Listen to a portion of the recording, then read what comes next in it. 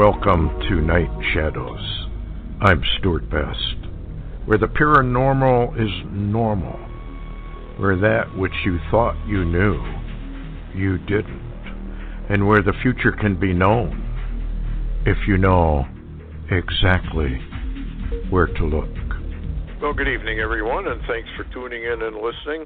We've got Larry on his mountaintop, spyglasses, ready to update us on some of the latest news. There's a lot going on, and I did a blog on my new nightshadowsradio.com, and I urge everybody to go over there and take a look at it.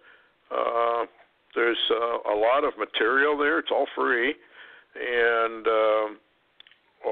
really a whole lot of information there, and I blog there as well as on Light Shadows, or Lightgate rather, and so anyway, hi Larry, how you doing?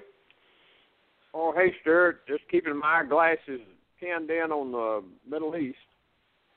Yeah, it seems like, well, with this Trump and Kim summit, I want to read something that I found. It's a prophecy that I found, and before I do that, I said, let's take a look at what the Bible, this is a blog I put up on Lightgate and Night Shadows. Let's take a look at what the Bible says in prophecy for the United States, a.k.a. Babylon the Great, for it is scary to say the least. Remember that a snare is laid down secretly, and the victim walks into it totally unsuspecting that they will be suddenly caught, and that without warning. In other words, a total surprise event when the snare is sprung. Jeremiah 50:23-25. How is the hammer of the whole earth cut asunder and broken? How has Babylon become a desolation among the nations? I have laid a snare for thee, and thou art also taken, O Babylon, and thou wast not aware. Thou art found and caught, because thou hast striven against the Lord. That's kind of scary, and it is the Lord who says, I, the Lord, really have laid a snare for thee, and you are taken.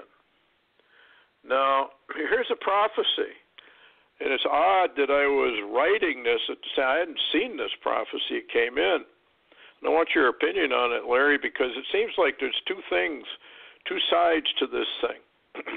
Watch the meeting, talking about Trump-Kim. This was just before the meeting. Watch the meeting, for it is all a trap, and it will ensnare and trip nations, or trap nations into war. My son, as I speak to you, the kings of two nations will engage in double talk. All looks good on the outward appearance, yet both of these kings are liars. They are lying to the people. They are lying to each other, and they are lying to me. My church is so deceived by this liar, they are quoting my words. Blessed are the peacemakers, from two of the most war-hungry men in leadership. Double talk, saying one thing yet meaning another, is all a game to deceive the very elect. The king lied when he said the meeting was off, which was double talk, meaning that it's on. There will be accolades when the meeting is over, each king patting each other's back. Again, the peace prize will be talked about, this time for both liars. When my children wake up and see this person, will my children, or my church actually, wake up and see this person for what he really is? Will you sleep when you are attacked? My son, many in my body believe I anointed this king. I did. I put the leaders of the world's nation in place to bring about the fulfillment of prophecy. Only my remnant have their eyes open to what is being fulfilled in the world.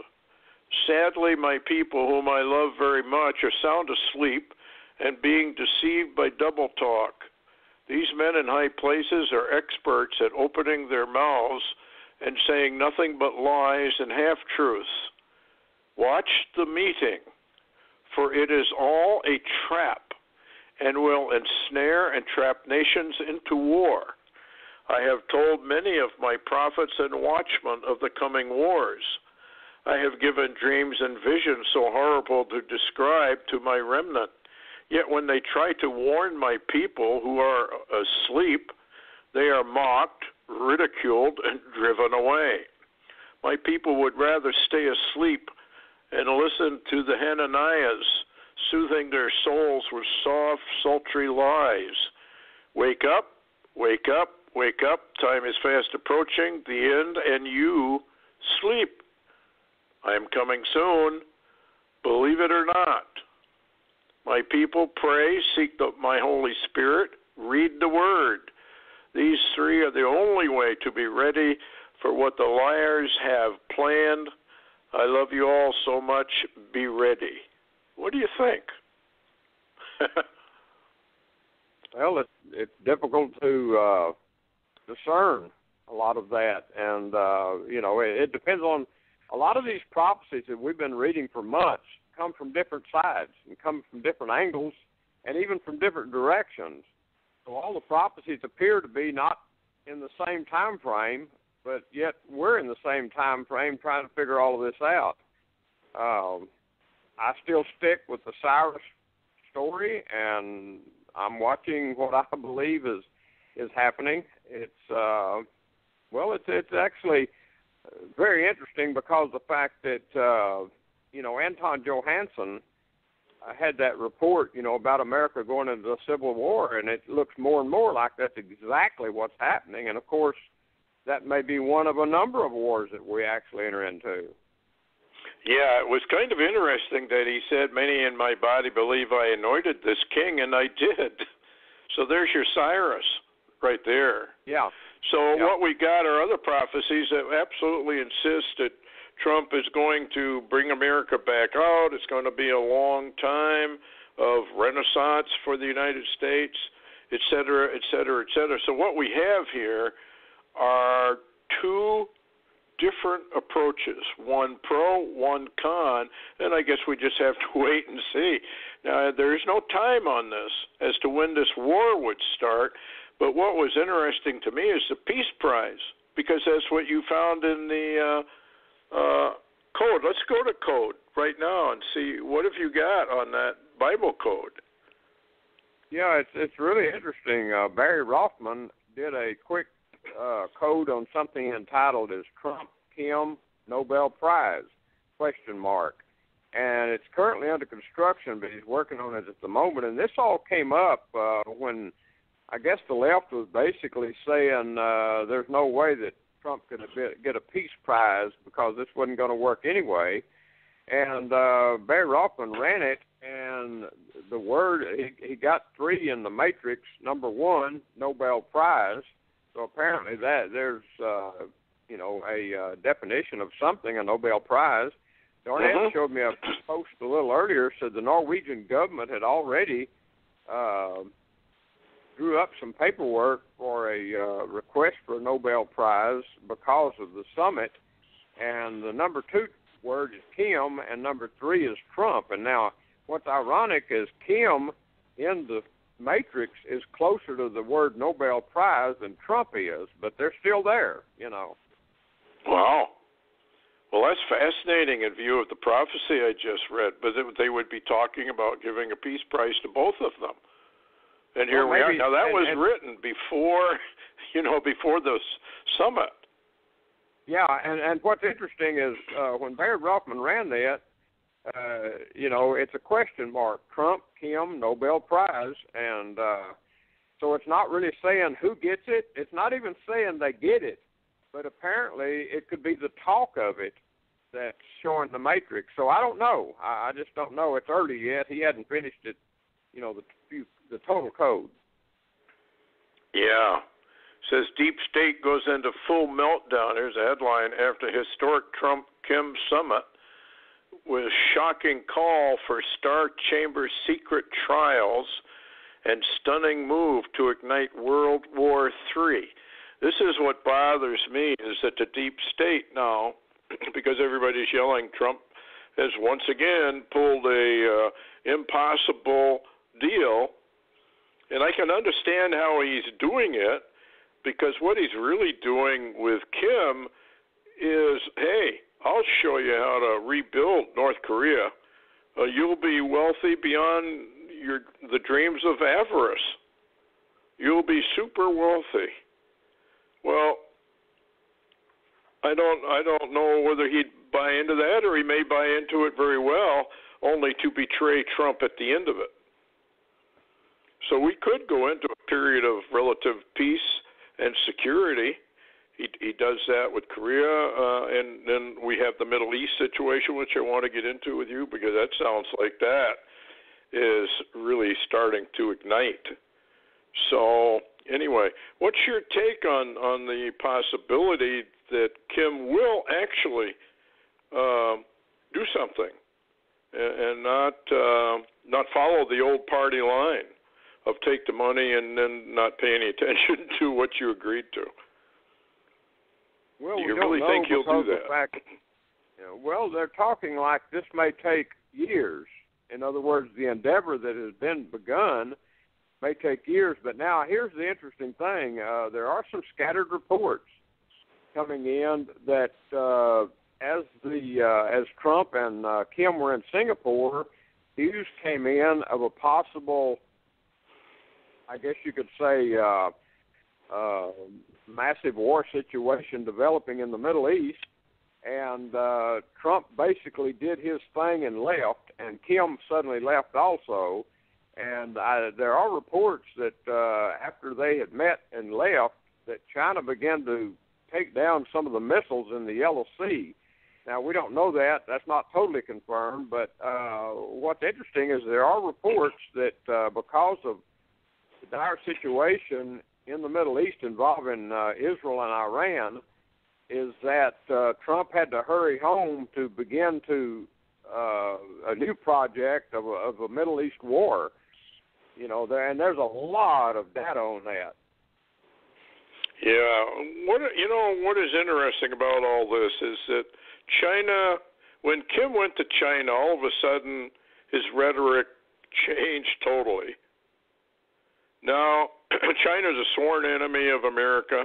North Korea is, Iran is, Syria. I'm not sure what the real truth about Syria is. I've heard that Assad is really a very nice individual, and that all this stuff about chemical attacks is just totally false flags done by our own intelligence agencies, because they wanted to have a regime change, and they don't like Assad. So it makes you wonder. But when you've got this triage, I guess you could call it, of China, North Korea, and Iran, all sworn enemies of the United States, would lead me to believe that the sudden change with Kim is orchestrated. If you want to take down somebody, you become their good friend, and then you hit them when their guard is down. And Trump is really assured. I was watching Fox News, where he tweeted that the threat of war with North Korea there isn't any now. We're done with that. Peace and safety, peace and security. What do you think? I mean, this thing it doesn't ring true to me in my spirit. Well, you got to remember, Stuart, one of the trump cards, if you will, that he's played ever since he entered office was, I'm not going to really tell you what I'm doing. So if there's a Middle East war about to break loose, Trump would definitely say things were better on the other end, where he could actually deal with that. And so, but we know on the other hand that the deep state has been beating the war drums all during the election, and especially since Trump took office. I mean, the deep state, Rhino Republicans, and the Democrats have done nothing but beat war drums day after day. So we don't have to guess on that one. Yeah. Well, here's something that came from Sorcher Fall, that near Duell, erstwhile FSB reporter.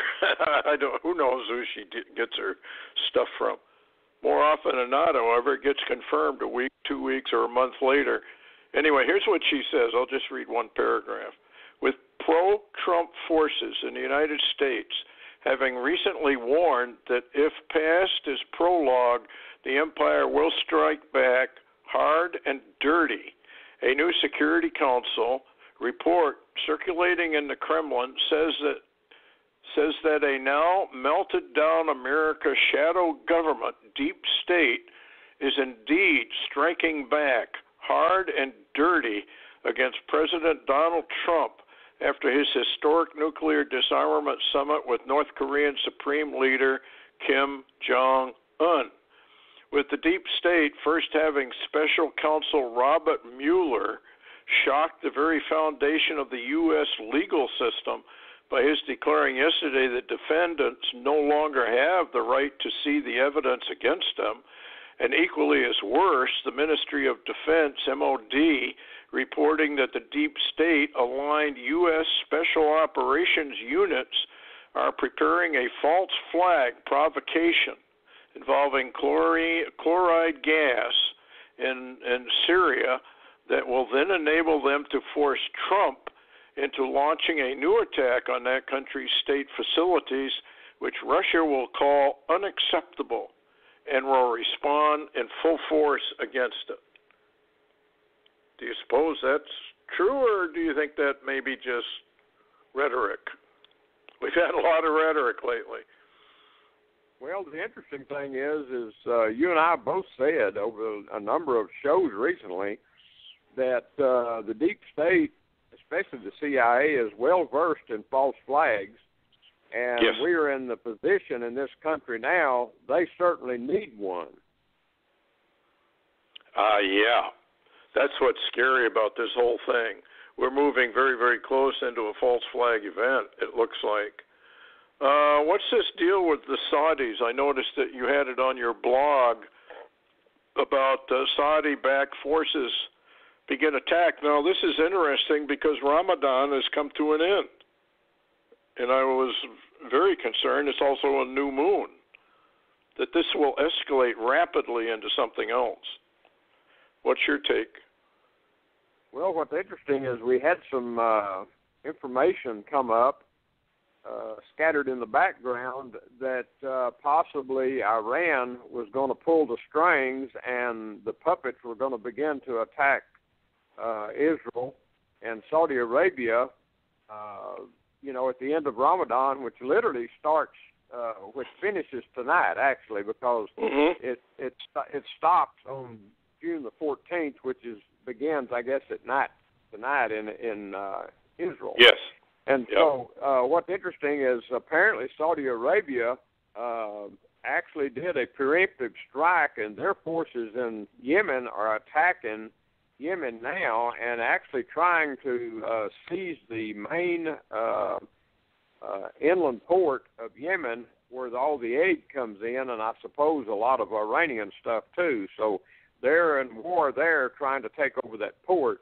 Now, at the same time, we've got reports that Israel has called up 150,000 troops, and they are on the way to the Syrian border. And at the same time, they have 40-plus, possibly more, Israeli warplanes that are running what they call extreme long-distance sorties over Greece right now, practicing, and I can give you only one guess where an extreme long-range attack would occur, and you can figure that one out, huh, Stuart? Sounds like Iran in disguise. I don't know. Yeah, and by the way, Stuart, I was just going to mention that Debka File was also posting that the USS Truman strike group is now positioned opposite Syria. So they are in the exact position to do an attack on Iran or Syria or wherever they want to go. So, I don't know. It's possible, Stuart, as you said, that another false flag will occur in Syria, and maybe they'll strike the Syrians. Or on the other hand, maybe this is all about Iran, because you remember in the background, Salman, Trump, and Netanyahu had worked out a combination deal that they were going to focus and strike Iran. So maybe we're close to that. Has anybody seen Salman at all? No. He hasn't made any public appearance, right? No. There's been some back channel talk about him meeting someone or other, but you can make that up, and that can be propaganda. But no one, I repeat, no one has a fresh appearance of Mohammed bin Salman in Saudi Arabia. Here's another headline you posted. Headline: Syrian army boosts air defense units with the Panzer S-1 Russian missiles near the disputed Israeli-Syrian border region. Now, I thought Israel had said, don't you be doing that, or we're going to do something about it. So maybe that's why the reserves are up. No, I think the reserves are up over more than that. You don't field 150,000 additional troops to play war games, and that's, of course, what they're talking about, a drill. You don't drill like that. Yeah. And you don't, and as we were talking, we mentioned, U.S. troops that are in Israel and U.S. missile defense systems in Israel. And as the last week of this summit, we've been pouring troops in, more troops and more equipment into Israel and topping off their advanced arsenals. And by the way, Stuart, I was going to mention it, all of this talk we've heard about the, if you will, supersonic missiles, warfare. Hypersonic, yes. Yeah, hypersonic, if you will, or supersonic. But anyway, they just released a report this morning, says that Israel has a missile called the Rampage, and it is a supersonic missile developed by Israel to destroy high-quality targets. And Darnett also showed me a post where they're bringing out some of their I'm trying to think of the right term, beam weapons. Oh. Wow. Well, they're gearing up for full-scale war, right? Yeah, I would say, and matter of fact, a top U.S. general and a top Russian general just had an agreement, a meeting to make an agreement on a location of a Syrian-Israeli and a Syrian-Jordanian borders, and they could not agree. So the Middle East is really ripe for warfare. It could very well be close. Yeah. Hawaii. You gave me a post from what do they call? You know who it is? Rumblings, global rumblings. They've got some stuff here that's not being put out on the news about the fissures. And talking about fissures, you said there's a split, an earth split going on over by Jordan in that area? Yeah, that's really interesting. Let me see if I can find my post here real fast. Actually, this Skywatch TV did a video on it, on Sci Friday, as they call it, Derek Gilbert, and it says a rip in the earth in the Jordan Rift Valley has now been deemed part of a system of fault lines that stretch from Turkey to Mozambique down in Africa. And he says, why is this rift growing? In other words, their report is that this Jordanian valley, there's a rift in it that is growing continually, and we also see that in Kenya and I guess Mozambique and a couple of places in Africa. They've got actual inland seas now beginning because the land is dividing itself. Yeah, we've had rifts, I think, open up in, there was one in Michigan that I remember having pictures of. There was one, I think it's in Montana, Idaho area, somewhere in there. Huge rifts that are just developing all over the planet, basically. Sinkholes, all kinds of earth changes as the earth expands. And when we had Stan on, we were talking about the Earth expansion as to how long it actually takes. But it could take place relatively rapidly if we enter into an area of very high energy radiation from either deep space or the sun changes more than it is already. I mean, there are 2 more UV spectrums in there, and it's really dangerous, folks. We've been putting on nightshadowsradio.com. We've been putting up the UV for the day, or it's actually for 3 or 4 days, and it's dangerous. People don't realize you don't necessarily get a burn, they claim. It goes underneath the skin, and it can do a lot of damage. What else you got, Larry, before we close down? I would just want to mention, we've been having, how long have I been telling you every time you call that we're having thunderstorms? I mean, my area is having, we're having the most phenomenal storms, and they're just ongoing. They never stop. By the way, talking about weather, Q Alert came up today, and I posted it. It says weather anomaly. It said unusual June snowfall, 8 inches in Glen Allen, Alaska, and now snowing in June in Showdown, Montana. That entire region, the mountains of Montana, it's snowing. Stuart, we're in the middle of June. Yeah, I know. We're getting more and more bizarre weather, and folks, all I can tell you is get ready. You could wake up in July and have snow on the ground. It's erratic. It's up. It's down. It's hot. It's cold. It's calm. It's super windy, et cetera, et cetera. I want to close out with this one just for people to think about. Astounding shroud of Turin findings. Stroboscopic photography shows deceased crucified man began moving as intense bursts of energy emanated from the body, and oscillating hands suddenly made ancient priestly blessing gesture. Well, I've always thought the Shroud of Turin actually was the Lord Jesus Christ. I thought that the first second I looked at it.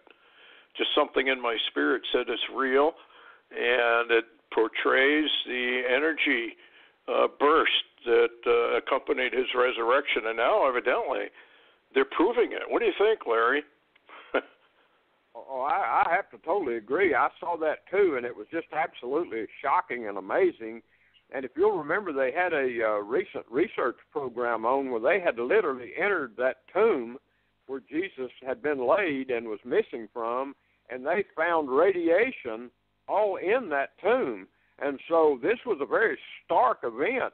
This literally came from within Jesus, actually, and moved outward and reanimated or woke his body up from the dead, and it just went on from there. Yeah, this is, we don't understand the universe we're in at all, and we certainly don't understand the multiverse that our universe is within.